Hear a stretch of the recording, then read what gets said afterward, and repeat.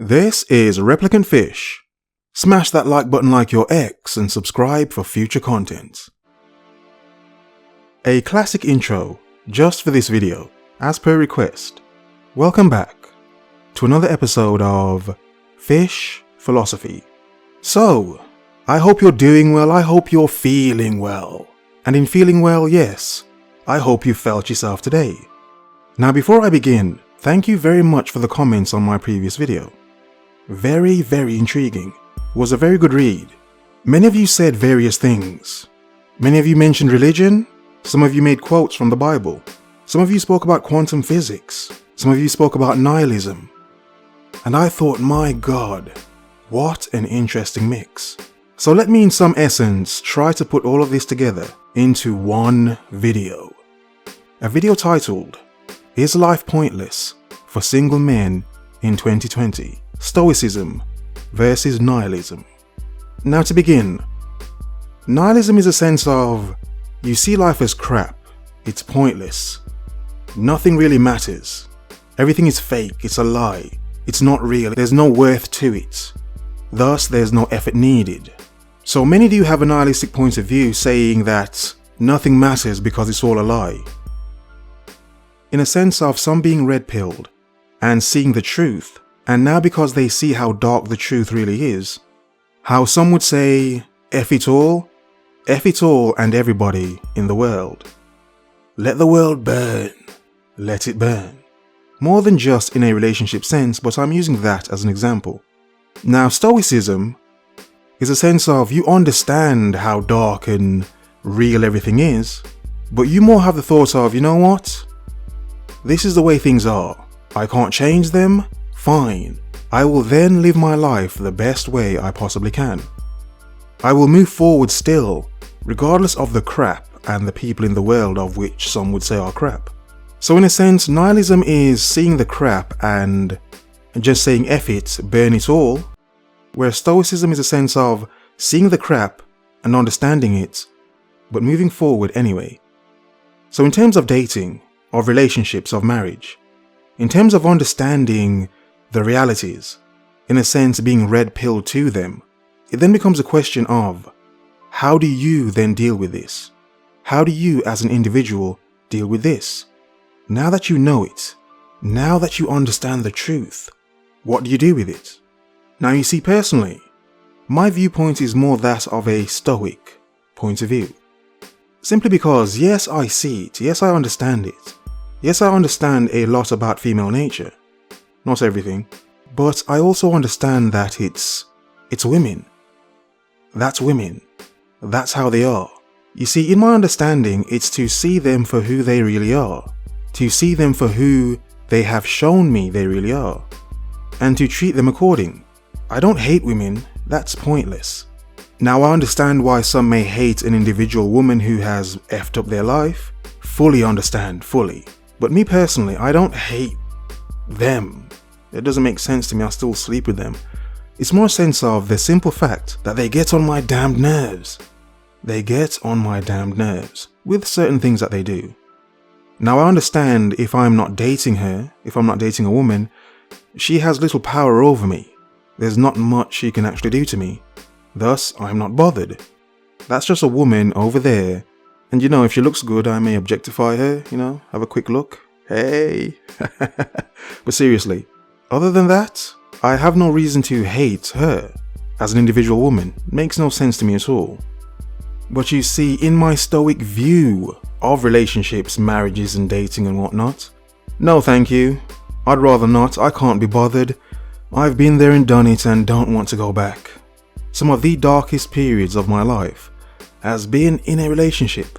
That should not make sense. Thus I do often refer to women as black holes. You know, all-consuming, consume your light, energy, your time, and your will.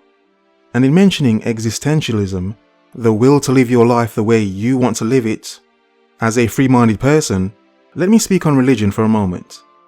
Now, I am not religious, yet at the same time in no way would I ever disrespect religion or theology, the study of religion, even though that's not for me. I do have an understanding of the benefits it can provide, as well as things that are not so beneficial. Now, in terms of having free will and doing whatever you want to do, it then becomes a point of when is it too far? When are you going too far? You see, Aleister Crowley would say, do what thou wilt, but to what degree? To what cost? To what end? You see, I understand how, in a sense, the Bible does instill humanity in many human beings. The simple things of to not steal from others, to not kill others, to not take advantage of others, to not do evil, in other words, to treat others the same way you would like to be treated. Understandable. So there is a balance. There is the balance between going too far and not going far enough. You see, my issue with religion is questioning things. I like to question things. I've been so from a child. I remember asking my grandfather, okay, you're telling me the earth is 6,000 years old. And he says yes. And I say, but in school, I'm learning dinosaurs are 65 plus million years old, been extinct for that long. So then he would respond, no, that's not real. That's made up stuff. So as a child, I remember questioning these things. How am I taught these things here by my family, but taught these things here in school? And I was fascinated by both. Somewhat afraid of religion because the thought of hell and the devil and burning in fire and brimstone, as a child, that's very graphic, and I have a very graphic imagination. Then you have dinosaurs over here, which to me were animals, basically, reptiles. And like I've said before, as a child I had a fascination for animals. It wasn't trucks and cars and that. My thing was animals. Dolphins, yes, as a child I liked dolphins. I don't care, let's carry on. So it was my fascination between the animal aspect, the creature aspects of dinosaurs, and then let's say the reality of what was being told to me through religion, through the Bible. And all that made me do is want to learn more about both of these things. In a sense, to not just accept them, but just to learn more about them. To see what is actually real from them and what may be, let's say, made up. No offense. And some would say, how does all of this match up with relationships and these questions on the world and what you think on the world and quantum physics? Let me say this. The mind is a powerful thing, and whatever the subconscious is and the things it does, to me it's a fascinating place and thing. Things the subconscious does. The mind, conscious and subconscious. Now look at this, the double slit experiment. And it's the fact that when a human being is looking at the experiment, it changes. How is that possible and why? I find that fascinating. You think of certain quotes like, thoughts manifest reality. However that goes, if I'm butchering that. And how powerful the mind is. You see, some of you said in the previous video as well, on finding the one and the one isn't real, that this is all a simulation. That we all live in a simulation. And that none of this is real.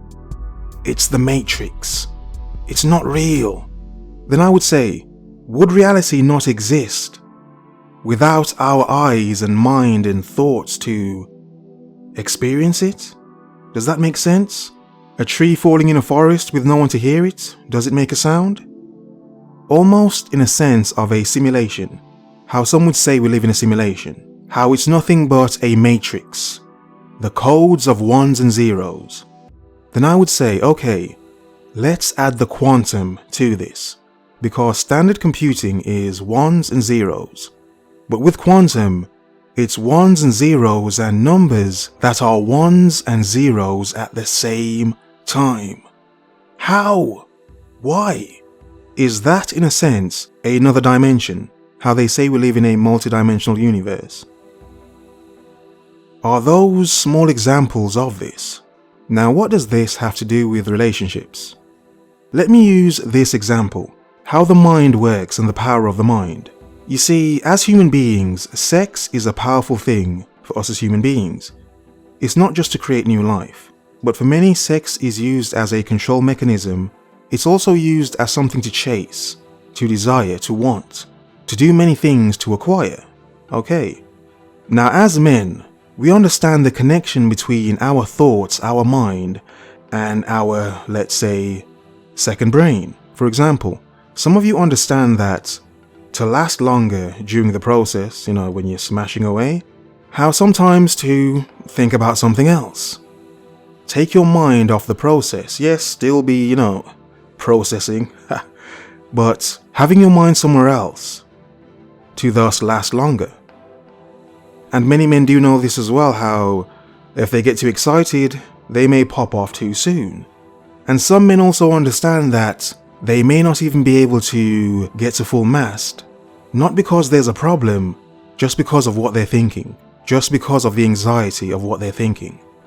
So I will leave it there for now, but I have many more things to say on these subjects, and how I believe the connection between man and woman, human and human, matter and match up with these things.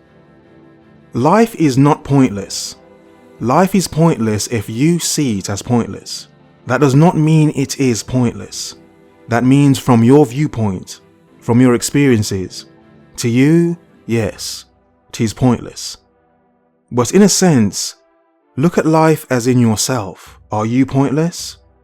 Do you make sense? What is your will based on? Improvement, dedication, or stagnation? Whether you're stoic or nihilistic, focus, observe. Remember,